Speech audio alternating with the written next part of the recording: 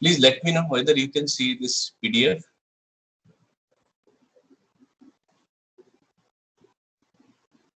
Can you please confirm? No, sir. Not yet, sir. So it's not yet visible. Okay. Now,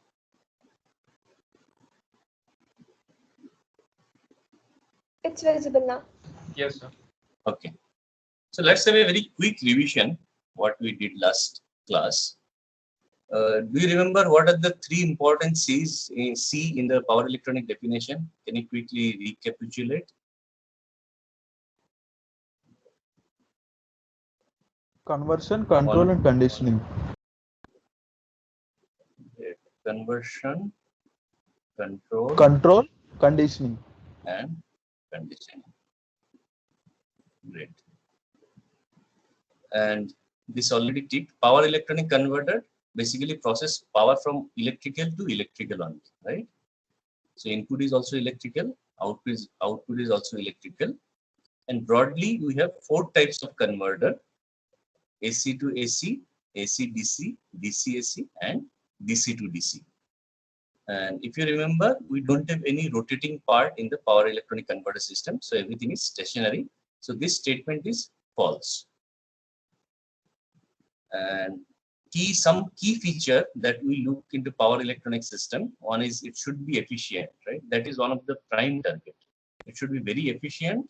It should be very low in size and volume weight. Let me add weight also. That is also very important. For example, if you are designing a motor controller for an electric vehicle, you want it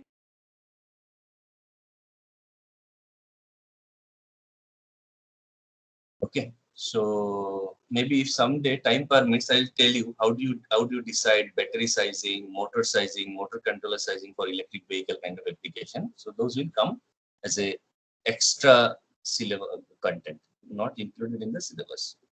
So we want efficient solution. We want low size, volume, and weight. We also want it to be noiseless. We want it to be as maintenance free as possible. But you'll see it is difficult to achieve with electronic component. And all this advantage we want to get by paying less amount of money. Right? We don't want to pay much. So that is the target. And then we had understanding of what are the different component and with examples. So let me go to quiz directly. Can you quickly let me know what are the major component in a power electronic converter? What do you use there? The switch and filter. It is not any generic switch. Huh? These are semiconductor switches. Okay. Semiconductor switching device. And some filtering element. Maybe sometime transformer. These are the main core component of power electronic converter and plus some accessories, right, to support this. For example,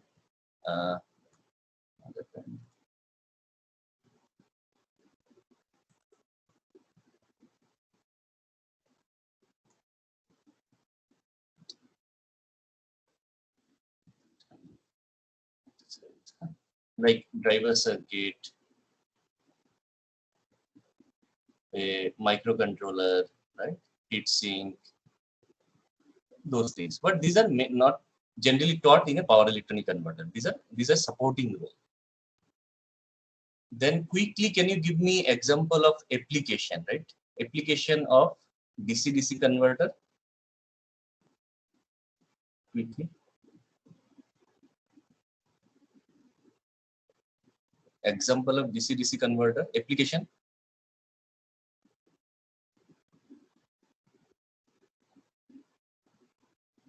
No one. I'm not seeing your power. Solar to battery charger, right? Yeah. Unfortunately, I can't see the chat box, so I'm not getting it. Please unmute and let me know. Solar to battery charger. Okay. Then DC AC converter. Inverters and UPS. Okay. It is inverter.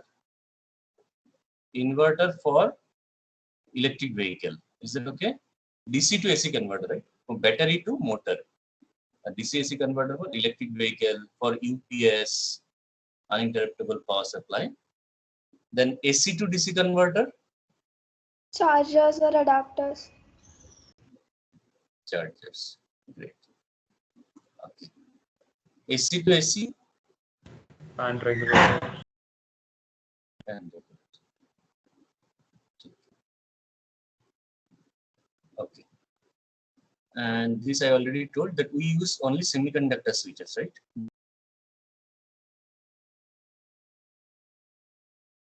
And this also I told you, mainly as of now, the main component of power electronic devices are basically silicon, but wide band gap devices, wide band gap devices like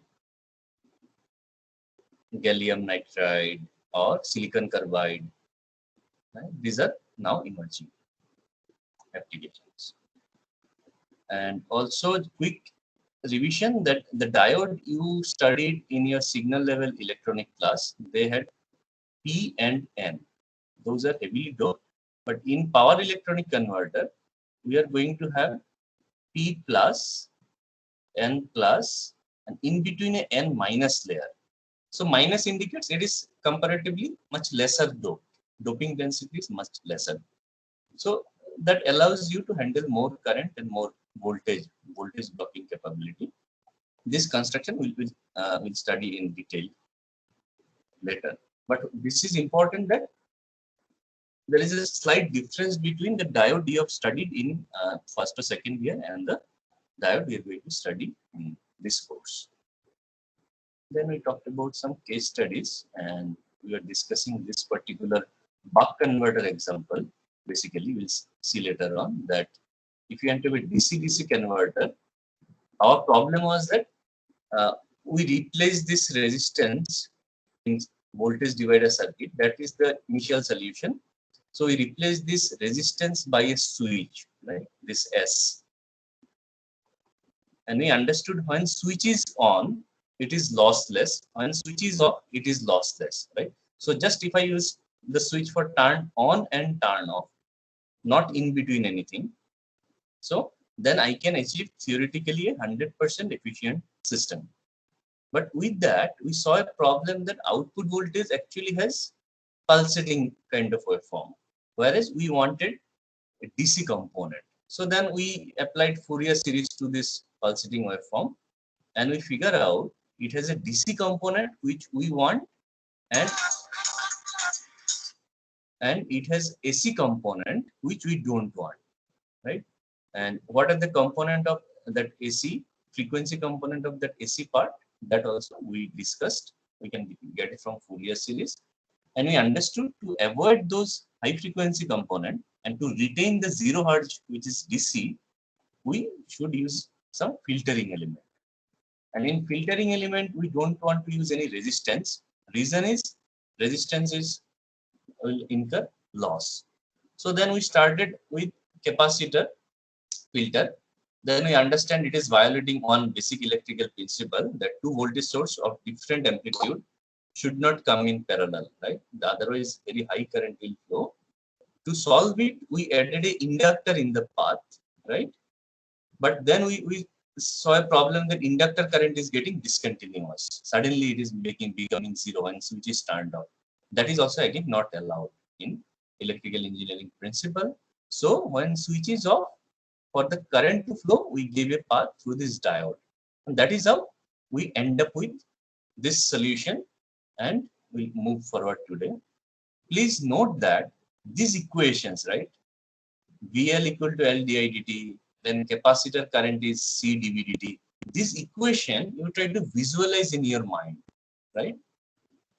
As much as possible. These equations are going to help you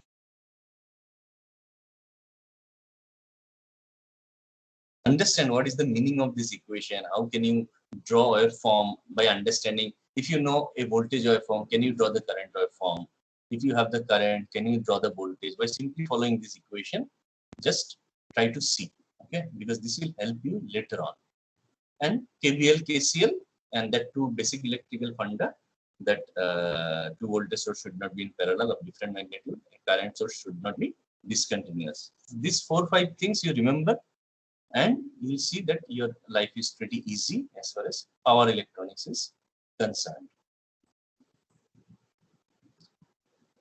Okay, then today I'll start with this part, and one interesting point you will observe in few minutes. Okay, so we're revising. We have added inductor. We have added. You can see the PPT, right? Please confirm. Yes, sir. Yes, sir. Okay. So till this part we discussed. Do you have any doubt till this part? Let me know. Up to this, how did you arrive at this circuit? If you have any doubt, please let me know. So I didn't really understand how we arrived at the circuit. Okay. Till what part you understood? Is this okay? This part? Yes, sir. Yes, sir. So then this basically when you are turning on switch, forget about the symbol. Assume that there is an ideal switch. Okay, switch S. When I turn on switch S, the output voltage V0 will be same as input voltage, correct? KVL. Yes, sir. Mm-hmm. So, and when switch is off, what will be the output voltage? Assume there is a resistance, right? No, don't complicate it. Assume there is just a resistance. When switches? When switch is off, what will be output voltage? 0. I mean. 0, right? Because there is no current flowing into the load. Yeah. So it will be Yeah. 0. Hmm. So this blue color waveform is what? Output voltage waveform, which will look like, right? Blue color. But we want a flat DC output, right? Mm-hmm. So how do you get this? We want this red color waveform, but actually what we got is this blue color waveform. Blue one. Yeah. So then how do you get it? That was the problem that we wanted to discuss, right? Right. So one solution was that if you remember in a half bridge rectifier or full bridge rectifier, output voltage used to look something like this. Do you remember rectifier? Right. Yeah. Yeah. Then basically it was a rectified sinusoidal waveform, right? Sinusoidal waveform was like this. Then yeah. But then I want a flat DC waveform. It is not a pure DC, right? Right. So what you used to do to solve this problem? We used to have capacitors. Exactly. So if you had added a capacitor, the waveform looks something like this. With the small Do you ripple. remember? Yeah. Yeah. So why you added the capacitor? Because you wanted to make it pure DC, right? As much as Right. possible. Yeah. So what do you think? What will be the relationship between ripple and the capacitor value? So, sir, higher the capacitance, lesser will be the ripple. Right. Okay. So if I use the infinite capacitor, that means my ripple will go to 0. Correct? Yeah. Yeah. Good. No, it is not coming. I can't select a different color. Anyway. So that's why we added a capacitor here. Understanding from that basic point. Mm-hmm.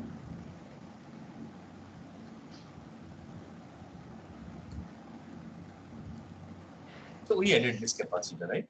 From that understanding. Yeah. But then we got a problem that, let's say I have not started the circuit yet. It is at rest. Okay. So what will be the output capacitor voltage initial value? At rest, I mean, it will be 0 only. 0, right? Yeah. And input voltage is 100 volt. Yeah. So when I am turning on the switch for the first time, how this current will be? What will be this current? How it will look like? What will be its amplitude? It'll try to go to the maximum. The maximum Quite one infinite, right? Because in Yeah. very short time this capacitor should attain 100 volt, right? Mm-hmm. Right. So this current could be very high. It can be impulse behavior, right? Right. So that can destroy your switch. Do you agree? Yes. Yes. Yes. Okay. Same problem, let's say you are turning off the switch again. Then this capacitor voltage will again reduce because it will discharge to the load. Right, right. So again, when I turn on the switch, same problem will happen. Right. So this is basically that rule of electrical engineering, that two different voltage source should not come in parallel, right? Having different magnitude. Yeah. So I must, to limit the current, I must do something in between to limit that current. Right. So we add an inductor for that. Because we cannot use a resistance, Yeah, yeah. right? Yeah. Because we want efficient solution. So we added an Yes. inductor, right? Yes, Now sir. problem was that when I turn on the switch, my current problem was solved. But this inductor current, when the switch was on, the inductor current will be something like this. Okay. From, let's say, from the very beginning I'm talking about. Initially current was zero, circuit was at rest. So I turn on the switch, inductor current will increase. Okay. Right. Let's say it attained a value 10 ampere at some point of time. Okay. And now I turn off the switch. Okay. Okay. Because I'll be turning on and off the switch, right? That is required. So if you remember the last slide, that the output voltage expression for such converter is given by this. Output voltage is D times input voltage. T on by, yeah. So I have to turn on and off, right? This duty ratio I have to select based on how much voltage I want. For example, if I want output volt input 100, output is 50 volt, then I want D to be 0.5. Right. That means half time on, half time off, right? Yeah, yeah, yeah. So if I want 25 volt, this should be 0.25. Okay. Right. So that's how my switch should operate. Right, right, sir. So now I am at 10 ampere current and I want to turn off the switch. Okay. So what will happen to the inductor current now? How it will look like? So I'm not exactly sure about this. Dekho, electrical engineering, remember that current has to flow through a closed path, right? It cannot be opened, right? Yeah. Current always starts from a point and actually comes back to that point, isn't it? Yeah, yeah, It yeah. has to close the path. So let's say current here flowing was 10 ampere. So it can still flow like this, but can it come back to its original point if the switch is open? No, no, no. No. So what has to be the current now? It'll be zero. It will be zero, right? It has to go to zero because there is no path for the current Yes, to flow. yes, yes. So what will happen to the voltage across inductor at that point if it is to go to zero instantaneously? The voltage will most probably, so if the current is zero, the voltage should also be zero. No, that then you have to revise your engineering basics little bit. See, inductor voltage is given by this expression. V equal to I'm L sorry, sir. I didt. just got distracted for a moment. Yes, Think sir. about it. So yeah, it'll. Yes, sir. So L di dt, it'll go to infinity if the current is zero. Right, because at zero time you want sudden current change, right? Yes, yes, yes. For that to happen, this voltage has to go to infinite. Yes. So this voltage, if it is infinite, let us follow KVL. So let's say this was 100 volt input voltage, output was say 30 or 50 volt. Right, Then sir. this was infinite. So this rest of the voltage as per KVL will appear across the switch. Yeah. KVL has to hold good. Switch is Yeah. now open, of course, right? So that open circuit voltage will be very, very high value. Right. Is that okay? Yes, sir. Yes, Please sir. note that each and every one, you have to understand whatever I am saying them perfectly. Then your life of power electronics will become very, very easy. This has to be understood by heart. Okay, you need not remember by heart. You have to understand this basic life of power electronics will be very easy. Okay, so all of you, I request, please pay attention. Okay, otherwise the later part you will face difficulty. So we should not break inductor current. That is again an electrical engineering fundamental, right? And so when switch is off, I should provide a path for the inductor current, right? Yes, So sir. I have to do something here, right? So that it gets circulated here. Right. Isn't it? Mm-hmm. So now think about, let's say you don't know which element to add. So you start with basic electrical element in engineering is what? I have a resistance, Resistance. I Yeah. have a capacitor, I have an inductor, right? Hmm. So these are the three basic elements, and you know in power electronics solution, I can add semiconductor switches, Mm-hmm. right? So let's Yeah. say if I put a resistance here, do I want that? No, for the efficiency.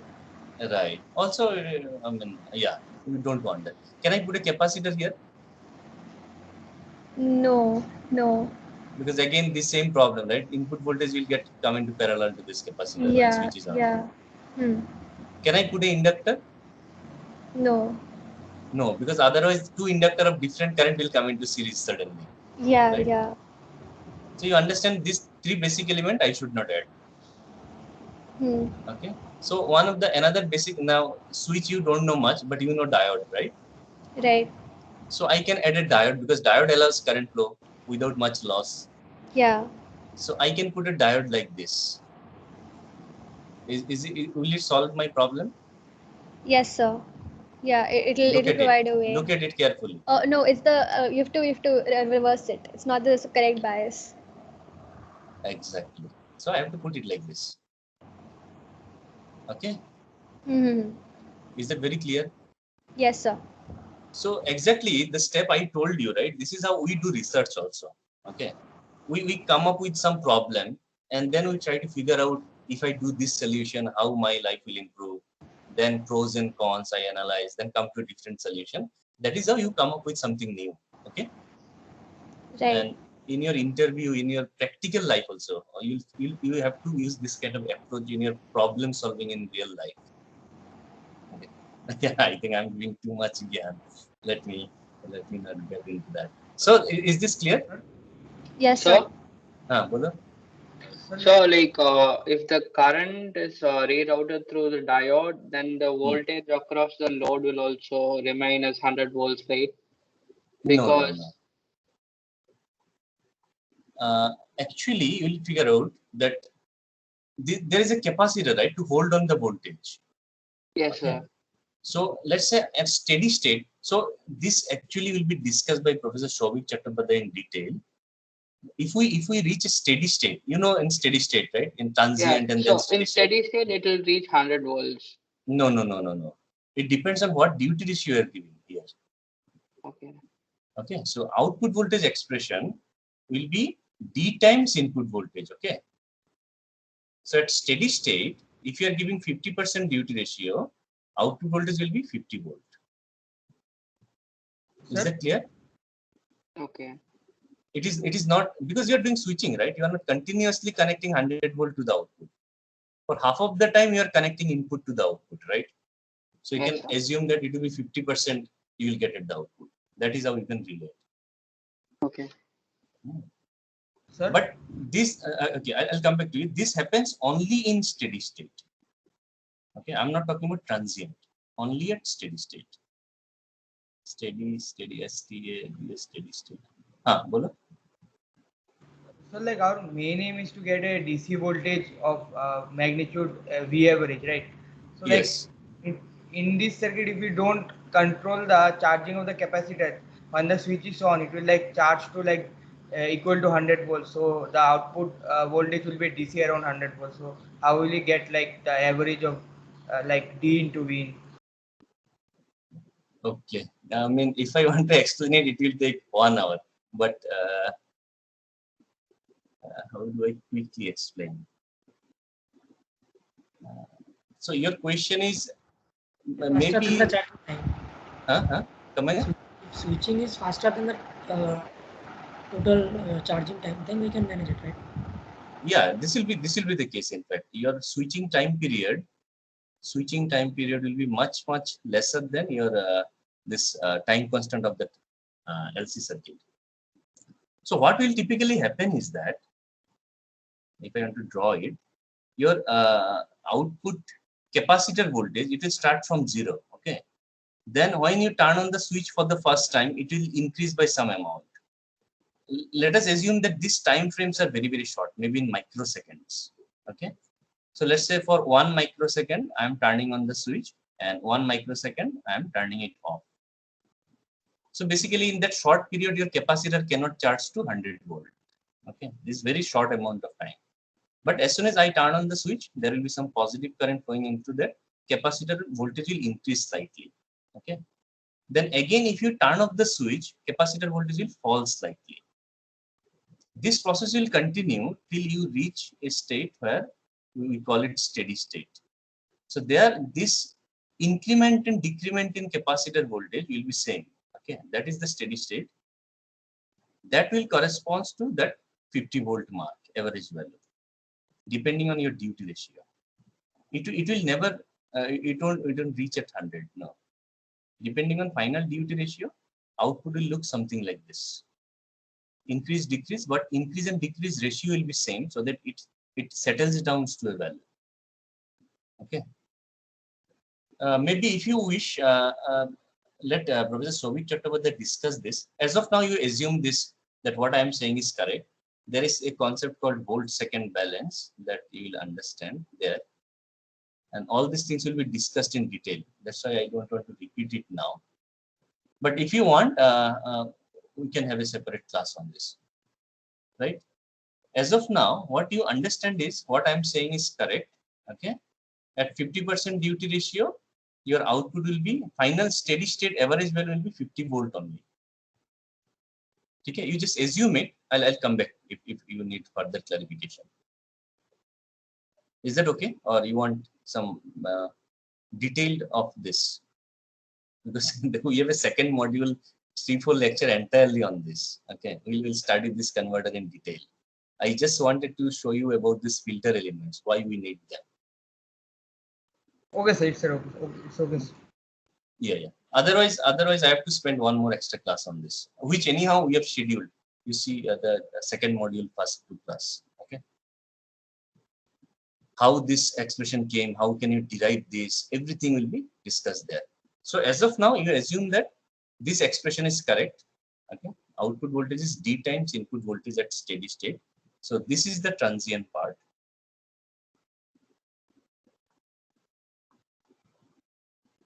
And this is the steady state part. Okay. Yeah, I don't know where I was.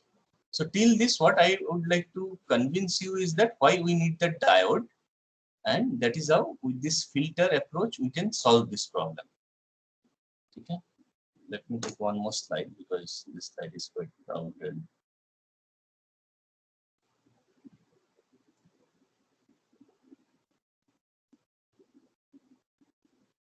Duplicate slide, but I don't want this writing.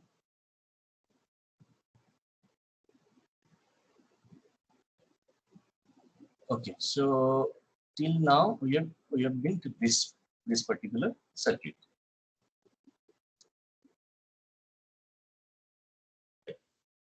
Now, what I would like to next discuss is that will you be able to draw this current? How this current will look like?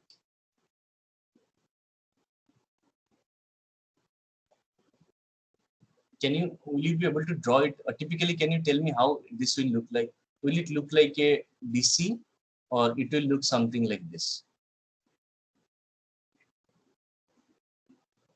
Which one do you think? Option A, option B? Option B, sir. It is obvious, right? Because when switch is off, this current has to go to 0, isn't it? So Yes, sir. practically, it will look something like this. Due to this inductor and capacitor, the slope will something like this. Okay? It will increase. So those things again, this will be discussed in detail in module 2. So this is how your input current will look like. So again, we can do Fourier series, right? And we can break in terms of a DC average component and AC component. DC and AC. And we want DC component to flow here. Or what do you think? Let us think of this to be a battery, not an ideal DC source. Think about battery. So if you think from battery perspective, Would you like to have battery current like this green one or this blue one? Or both the same to you? Just think and let me know.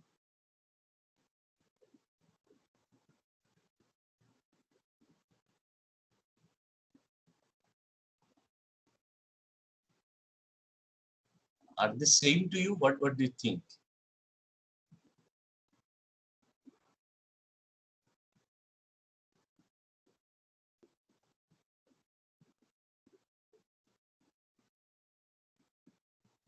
Do you want me to repeat the question? Yes, sir. What I'm saying, what we understood with this switch on and off, the actual current looks like this. This is the actual current, input current. Right? It will look like this. And forget about this ideal DC source. We assume that a battery, practical battery is connected. How do you model a practical battery? Is it ideal DC source? So it has an internal resistance. Yeah. So let us model it like this. Ideal DC source with a small internal resistance. Okay. And then maybe in the contact of this circuit, there will be a small resistance. So let us have all this resistance inside this non-ideality. Okay. So this is your ideal DC source and a small internal resistance of the battery. So now tell me whether you are happy with this kind of current or you want this current to flow actually from the battery.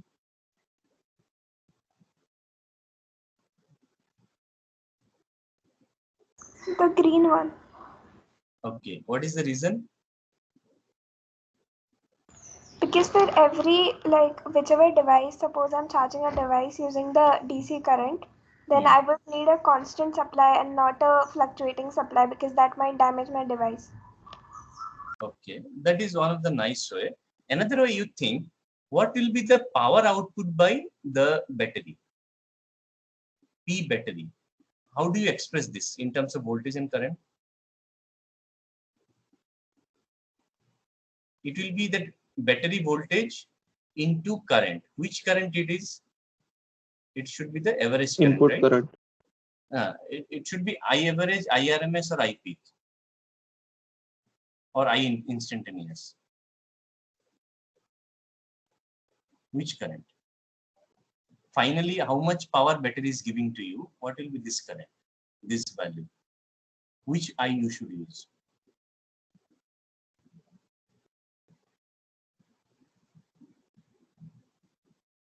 In So AC IRMS. circuit, IRMS.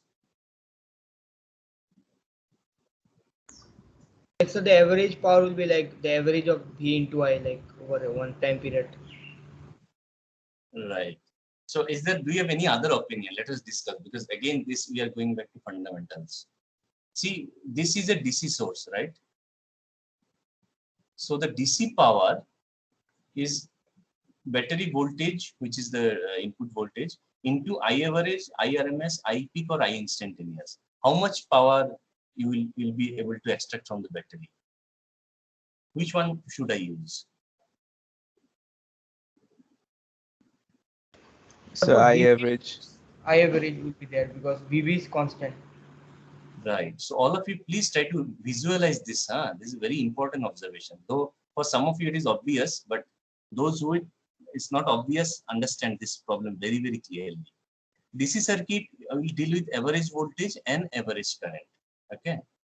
Because if you want to draw the power, if my battery voltage is something like this, a DC voltage, and current is something like this, then power will be maybe something like this. I should have used different color. This will be power, right? No, it is not allowing me. Okay. So green one was the current, let us assume. Red one was the voltage. And blue one is power. Right? So instantaneous power will be something like this. But finally, what you will get at the load terminal as a useful thing is basically the average power, right? P average, which is nothing but V average into I average. Okay. So that load will finally get. Load doesn't know whether it is instantaneous variation or what, but finally the load will get something like this. It will be getting the average value, right? Average power at the output because it is a DC load. Now tell me the loss in this resistance R is expression is what? PR. How do you express this loss in resistance in terms of current and resistance? I square R. Which I? I Again, square we R. have 4 R. We have 4 R. Four type of I. Which I? Like for instantaneous loss, there will be instantaneous I. Like Let's say I'd ask you that I have this circuit given to you in 5 minutes of time, right? What will be the heat developed in that resistance? Remember, finally loss will turn up into heat, right? So which It will be I? RMS. RMS. So those who are not clear, please understand this. Again, go back to first year. It has to be I RMS square into R. Okay. Is there anyone who would like to disagree here? What is the power dissipated in the resistance? Shall I use I average or RMS or anything? It is always for resistance, we should use I RMS square. Okay. Again, if it is not clear, go back to your first year book or something, you will get it clarified. Okay. So for resistance, I always should use I RMS square into R. Okay. Very, very important observation.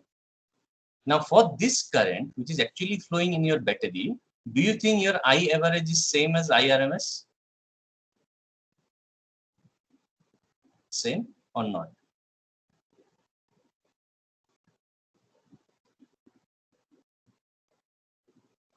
What do you think?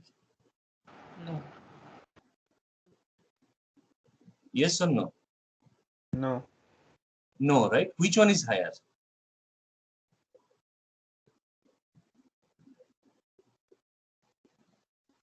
I average is higher or I RMS is higher?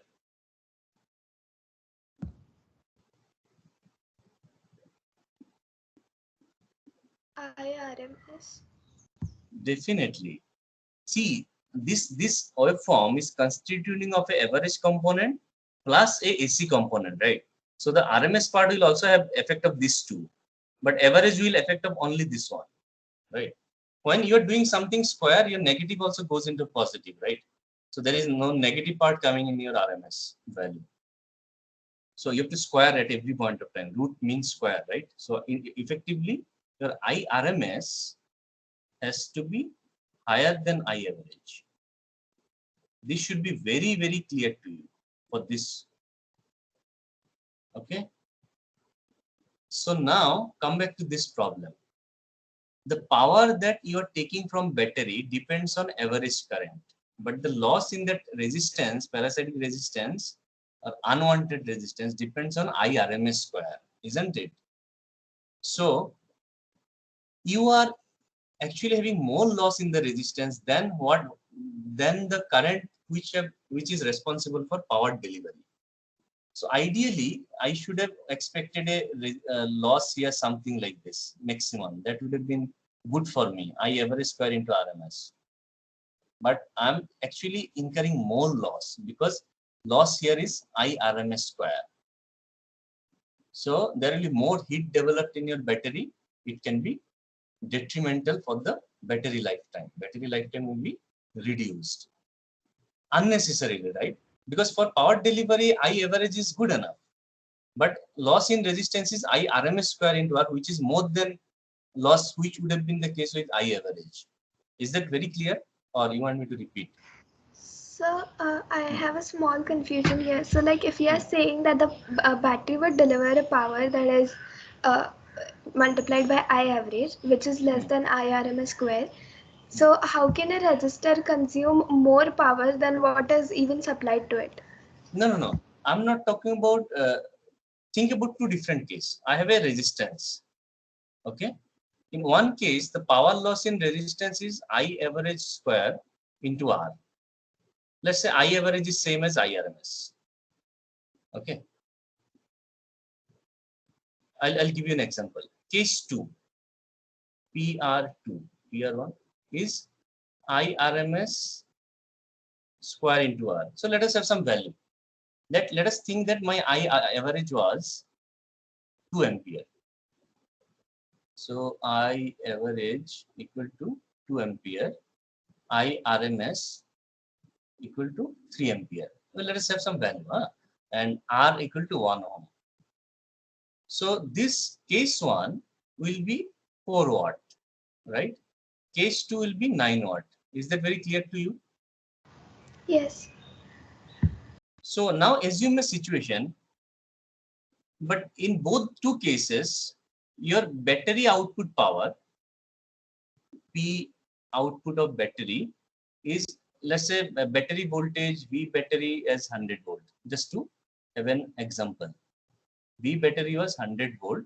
So output power of the battery will be 100 into 2. That means 200 watt. Is that clear? Yes. Right. So 2 ampere is the current which is responsible for power delivery, but IRMS value, which is higher than 2 ampere, it is 3 ampere, that is responsible for loss in the resistance. So it appears that I am actually resulting 5 watt extra loss, which is not doing any good job for me. Do you agree on this?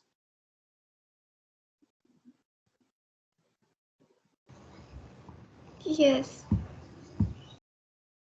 Okay. Now let us think of a solution.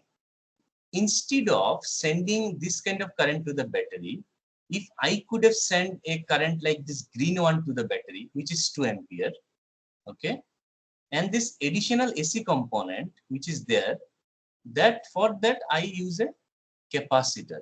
Okay, so what is the logic? 2 ampere current I send from here, which is pure DC, 2 ampere, and that AC component which also we need. Finally, this current has to be pulsating, this switch current. So it has two component, one average component, one that high frequency AC component. So that high frequency AC component should come from the capacitor. Okay. Okay. So then you see in battery, what loss I have incurred? Only this 4 watt.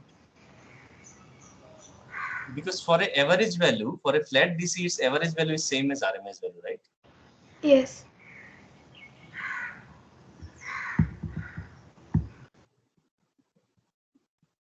So this is one of the reason why sometimes we add a capacitor to the parallel to the input filter. Okay. So I give you 2 minutes to all of you to think about this, because if you understand this, again, a lot of your basic fundamental will get clear. Think about it, whether you've got it or not. I will be happy to repeat.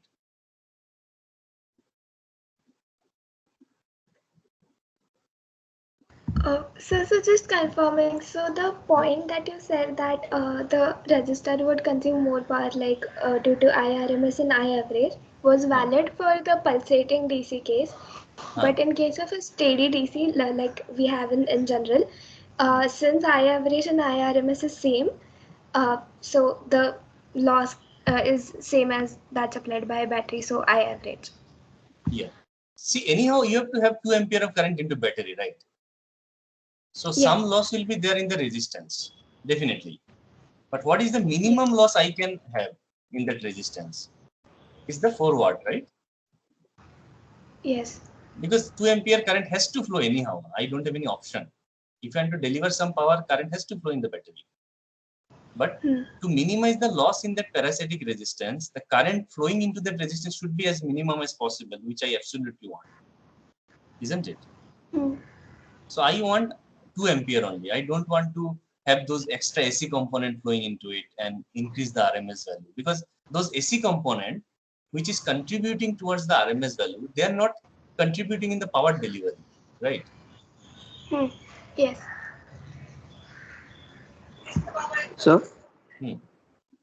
Sir, could you please explain what exactly happens after the capacitor gets added?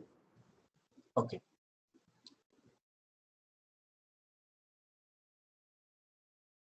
Before the capacitor, this blue current IS looks like this. All of us agree on this, right? Forget about this exact slope. This will be covered in your module 2. Let us assume that it was a flat. Then it is okay with you, right? Yes. Then I can decompose it into a average value plus a AC component. Yes or no? Yes. Sir. Fourier series, right? Yes. Sir. So I want my battery to give only DC component of current, right? This green one, green or average. So if you follow KCL, if only DC component is coming from here, someone has to give me that AC component. KCL has to be satisfied at any cost, right? Yes, sir. So again, we'll go back to electrical engineering. So I have to add here something to give me that component. Which element I can add here? Resistance I cannot add. So why didn't you add the inductor?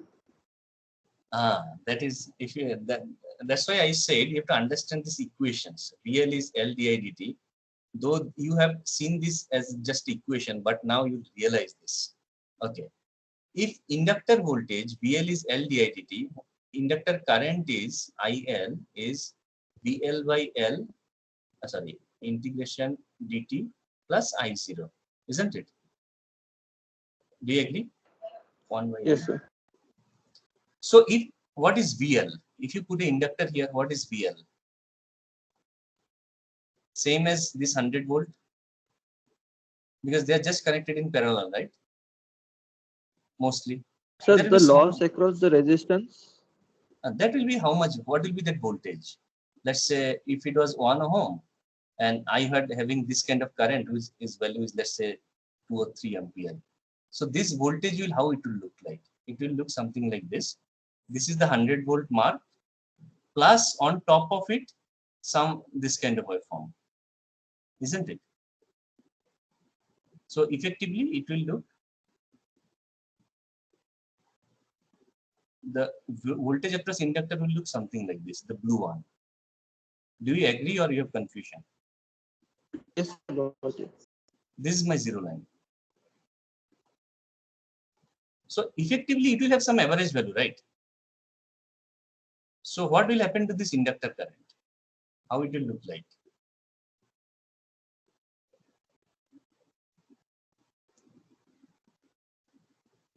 If you just integrate a kind of average value, right? The inductor current will keep on building up. There will be small slope here and there, but it So will it keep on will be building a straight line. up. It won't be exactly straight line because there is some ripple here, right, in the voltage. Had it been a pure DC, it would have been a pure straight line and it will increase. And so after some time, the inductor will get damaged. Is that clear? Yes, sir.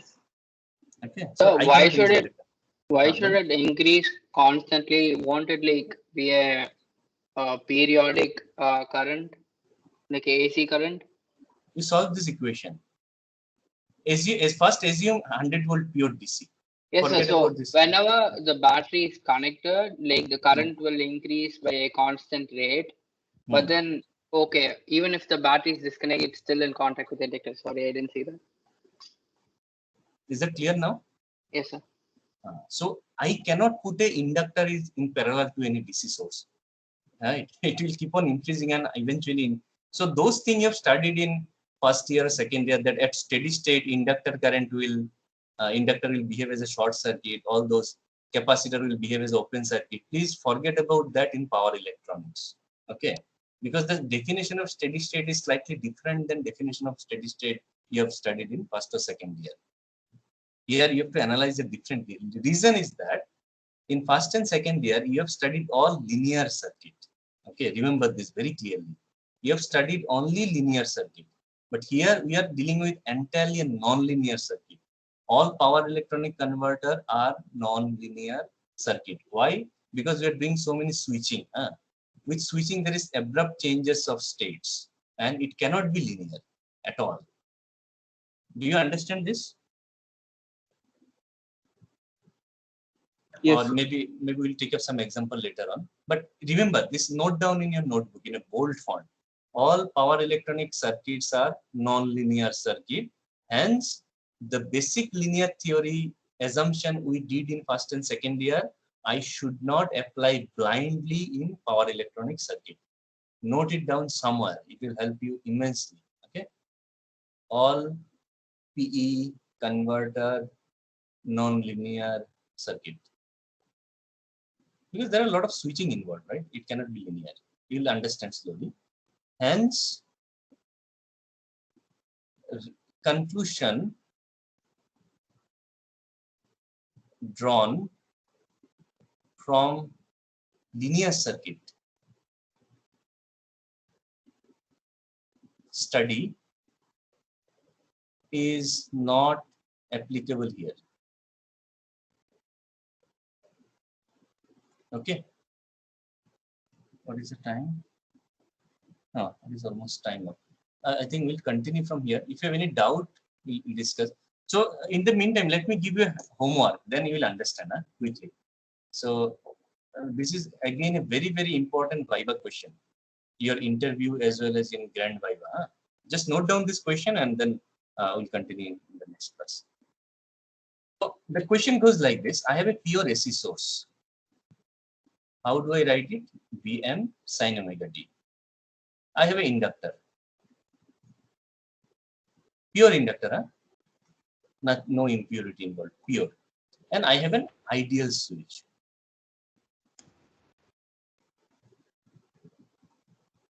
So the problem goes like this. First, you draw the input voltage waveform.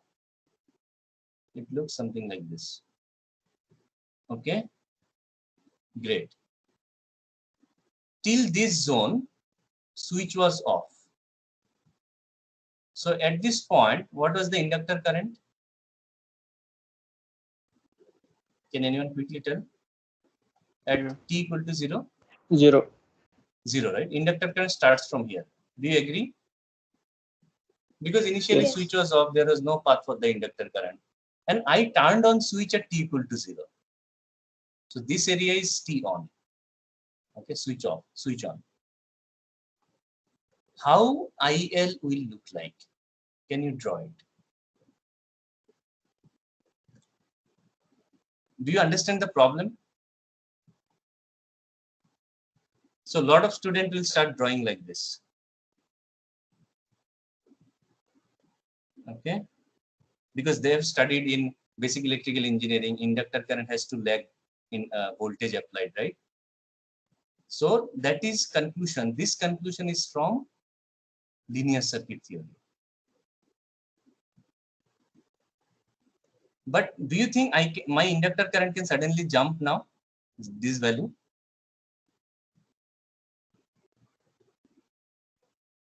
It cannot, right? We cannot allow inductor So current to will there suddenly jump. be a delta type of function? Yeah. So no, I mean that you figure out. Let it be a homework. Maybe you can use it by Laplace or basic your understanding. So here you have to understand that inductor current is 1 by L integration VL dt, and then there is an I0 part, isn't it? So this equation is having that I0 as this minus I peak. This current is valid when at t equal to 0, if I had this I0 initial value as minus I peak. But unfortunately here, my I0 should start from 0, right? But for this circuit, initial value of inductor current should be 0. So how do you solve it? If you understand this, you understand difference between